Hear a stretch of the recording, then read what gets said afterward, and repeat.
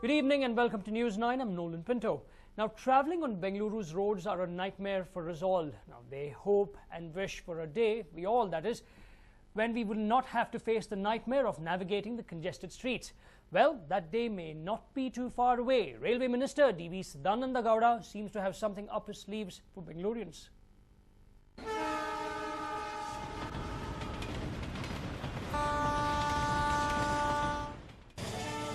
The suburban dream takes shape. Bengalurians forget about buses, autos, cars, two-wheelers and even the metro. D.V. Sadananda Gowda has a better option in store for you. Yes, the railway minister seems to have repaid the faith reposed in him by the people of Bangalore North. Judging by what he said in his railway speech today, the suburban railway could be a reality soon. The railway minister has proposed to take up a study to realize Bengaluru's long-standing dream for such a rail network. The rail network will help in better connectivity between the city centre and its outlying suburbs. Madam Speaker, as you are aware, Bangalore with bustling business activity attracts large commuters from surrounding rural areas and towns, necessitating better connectivity of Bengaluru city with suburban areas and hinterland. A study to explore possibility of enhancing the existing Indian railway network of Bengaluru for meeting the above need will be taken up immediately. In addition to cater the demand of passenger traffic in Bangalore area, Bayapanahalli will be developed as a coaching terminal. The study will be conducted to enhance the existing rail network within Bengaluru and suburban areas. Bayapanahalli will be developed as a coaching terminal. Bengaluru gets 8 new trains. Keeping his interest in keeping Bengaluru network with other cities and towns, the railway minister has sanctioned 8 trains for the city. Bengaluru will get a high-speed train on the Mysore-Bangalore-Chennai route, making Mysore just an hour away, while reaching Chennai will take less than 2 hours. Another long-standing demand of Bengalurians has come true with Bengaluru-Mangalore Express. The other new trains are Kamakya-Bengaluru Premium Express, Bengaluru-Shimoga Express bi-weekly and Yashwantpur-Tumkur passenger daily. Bangalore-Chennai, yes, 6 hours. If it is converted into 2.5 to 3 hours, welcome. Yeah, it's a welcome move. Definitely. Before that, I was in Pune, and Pune is same, 137 kilometers from Mumbai. People do live in Pune and work in Mumbai, and I really prefer, because Mysore is a small city. I get my peace of mind, no doubt about it. I'll definitely shift. I usually go from Bangalore to Chennai often twice per month, but so I think that it would be benefit for us, for everybody. Yeah, that's awesome. That's a good decision actually, because a lot of traffic is increased, so the load on road is get reduced. Yeah, it's a very good thing for the passengers. Yes, it is a fantastic step put up by the railway minister, and we are very happy to by having this announcement, and we think we can save more time and can travel many times towards these cities. This is a big step from the railway ministry. Daily passengers have also reason to cheer as the railway minister proposed 3 trains. The new trains in the MEMU and DMU segments are Bengaluru-Ramnagara, which will run 6 days a week, Bengaluru-Nelamangala, which will be on a daily basis, and Yashwantpur-Hosur, which will run 6 days a week. The railway minister has given Bengalurians reasons to smile, as most of their long-term demands have been met. A News 9 report. Now, it was not only Bangalore that was cheering the railway minister's budget. Karnataka too seemed happy with what he offered. North Karnataka and South Karnataka get crucial passenger trains, while the Malnad region sees better connectivity to its tourist spots. DVS keen to boost tourism in state. Karnataka was a major beneficiary of the railway minister's largesse today, and he introduced the changes with an eye on improving tourism in the state. There was good news for the people of the Malnad region. The survey for the Mysore-Kushalnagar portion of the Mysore-Kushalnagar-Medikere new line has been completed. The state government will share the cost of developing this line. This will ensure rail connectivity to important tourist destinations in Kodagu. The Railways Minister has also proposed new lines as well as doubling of certain lines. The new lines for the state include Gabbur-Bellary, Shimoga, Sringeri, Mangalore, Talguppa, Siddhapur, Gadag, Harpanahalli, and the doubling of the Mangalore-Ullal-Suratkal line.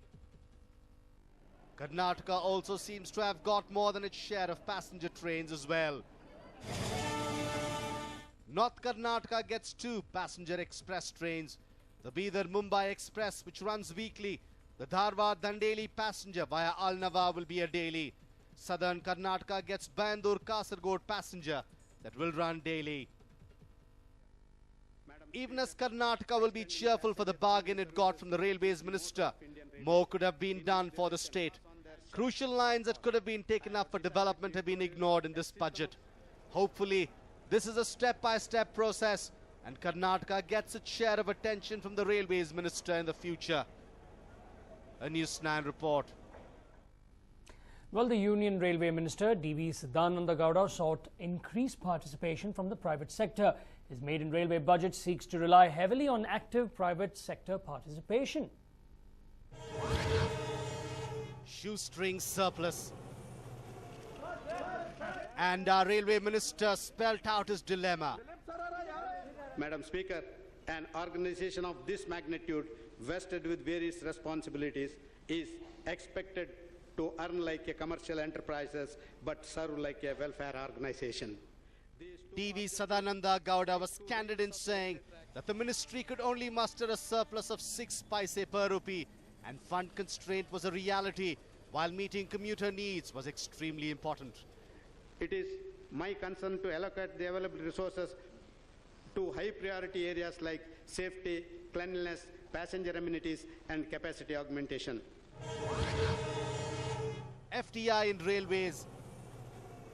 The minister also sought foreign direct investment or FDI in railways in all sectors, barring operations.